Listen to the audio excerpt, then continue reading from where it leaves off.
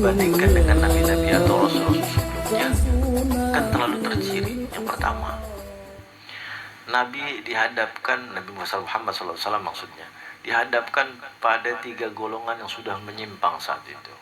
Ya, kaum kafir Quraisy dengan penyembahan berhala, kaum Yahudi dengan penyimpangan Taurat yang begitu parah, ya kan? Kaum Nasrani yang sudah menjadikan Isa sebagai Tuhan dengan konsep trinitasnya. Ini luar biasa. Berbeda situasinya dengan Nabi Ibrahim misalnya, ya, yang hanya satu menghadapi satu kaum. Nabi Musa pun demikian, menghadapi satu kaum Bani Israel. Nabi Isa pun demikian menghadapi satu kaum. Rasulullah langsung menghadapi 3 kaum, ya, kafir Quraisy, Yahudi, Nasrani. Nah, perbedaan yang mencolok selanjutnya adalah tidak didampinginya Rasulullah SAW dengan nabi-nabi yang diutus sezamannya. Paham maksudnya? Jadi kalau kita melihat sejarah, Nabi Ibrahim misalnya, ya kan, di samping Nabi Ibrahim ada Nabi Lut sezamannya, ya kan? Ada masa yang bersamaan, yakni Nabi Ibrahim dan Nabi Lut. Nah, itu dalam kisah surat Al-Ankabut ayat 29, 31, 32 itu sudah dijelaskan tuh bagaimana dialog antara malaikat dengan Nabi Ibrahim ketika malaikat ingin menghancurkan kota Sodom atas perintah Allah. Dan pada saat itu Nabi Ibrahim merasa keberatan karena apa? Di sana ada Lut. Bukankah di sana ada Lut? Apa jawab malaikat?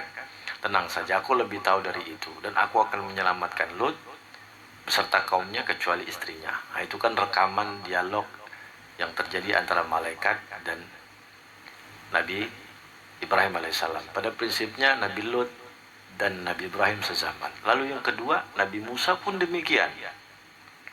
Sezaman dengan Nabi Musa ada yang namanya Nabi Khidir, Nabi Harun. Ya.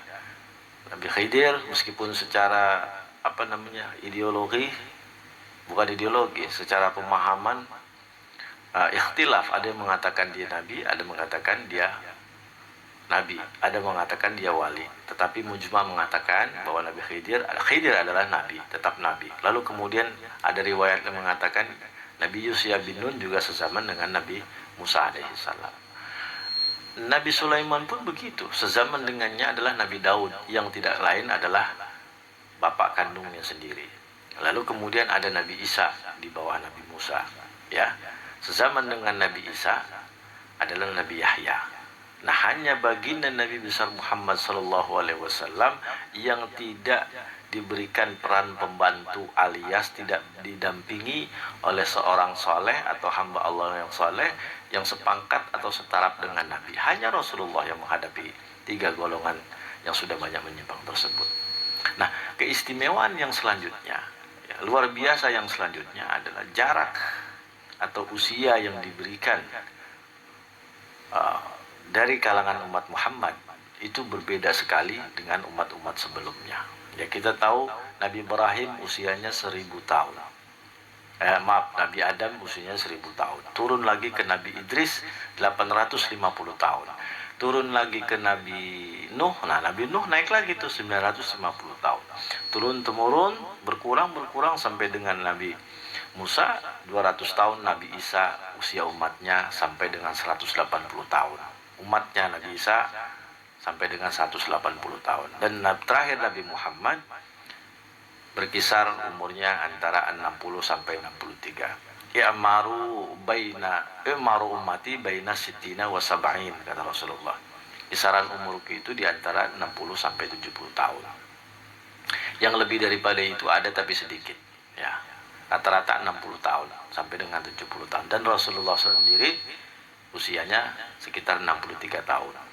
Nah, bukan cuma itu saudara sekalian. Perbedaan yang mencolok sekali diantaranya adalah, yang selanjutnya adalah Nabi tidak pernah memintakan azab kepada umatnya. Begitu sayangnya Nabi kepada umatnya, sampai pun itu penduduk Taif yang sampai mencederai, melukainya, ya. Kita ingat sejarah bagaimana Rasulullah ketika setelah wafatnya Khadijah dan pamannya lalu hijrah ke Taif, sampai di Taif bukannya disambut tapi dibuli, bahkan disakiti secara fisik, sehingga ya Nabi dalam keadaan berdarah pada saat itu berdakwah. Nah, hingga pada saat itu terkenal, ya, sampai datang malaikat Jibril beserta 2 malaikat penjaga gunung yang datang menemui Rasulullah SAW menawarkan sesuatu. Ya Muhammad. Nah, dalam sebuah hadis sahih yang ini juga ada di dalam kitab Riyadhus Shalihin karya Imam Nawawi. Ya Muhammad, in syi'ta an atbiqu alaihimul akhsabain, kata malaikat. Ya Muhammad, kalau kamu mau nih aku akan lemparkan gunung itu kepada mereka biar tenggelam sekalian, bahasanya gitu. Tapi lihat betapa tenangnya Rasulullah, betapa jawaban Rasulullah itu di luar dugaan malaikat yang pada saat itu memang sudah gedek dan kesel saking melihat kelakuan yang mereka lakukan kepada baginda Nabi Muhammad. Apa kata Rasulullah? Bal arju, la bal arju. Tidak, saya tidak pengen itu, ya. Tetapi apa? Min aslabihim. Suatu hari dari keturunan mereka, ya'budullaha wala yusyriku bihi syai'a. Ya. Aku hanya berharap suatu saat keturunan mereka ini orang-orang Taif akan menyembah Allah. Betapa luar biasa Rasulullah dalam keadaan psikologi yang tertekan, fisik yang menderita, badan kelelahan, dan pada saat itu ada malaikat yang menawarkan untuk kemenangan, tapi ditolaknya oleh Rasulullah dengan bahasa yang begitu membuat malaikat geleng kepala, langsung pamit pulang karena melihat betapa mulianya akhlak Rasulullah SAW. Ditolaknya. Bukan hanya di situ, pernah suatu hari Rasulullah SAW bersujud di depan Ka'bah. Bagaimana diperlakukan oleh kaum kafir Quraisy atas perintah Abu Jahal, dilemparinya kepala Rasulullah SAW dengan kotoran kambing. Ingat, Rasulullah adalah manusia utusan Allah yang tidak pernah meminta doa celaka kepada umatnya. Begitu sabarnya, dan saking sabarnya sampai Allah Subhanahu wa taala menghadiahkan umat Rasulullah adalah umat yang terbaik. Dan salah satu hadiah terbesar dari Allah Subhanahu wa taala atas kasih sayang kepada umat Nabi Muhammad adalah diturunkannya atau dihadiahkannya Lailatul Qadar ini kepada Nabi Muhammad, umat Nabi Muhammad sallallahu alaihi wasallam. Bentuk dari rahmat dan rahim Allah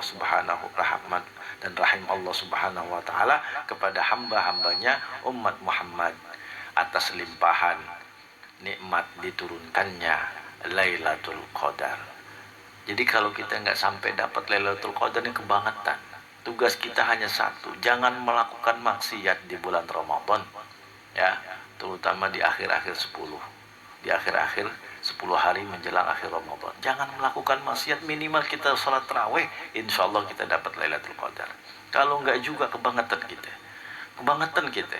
Betapa bodohnya kita menjadi umat Nabi besar Muhammad SAW yang begitu sudah diagungkan, diberikan, dikaruniai nikmat yang sedemikian tinggi, diapresiasi oleh Allah sedemikian tinggi dengan melalui perantara Lailatul Qadar.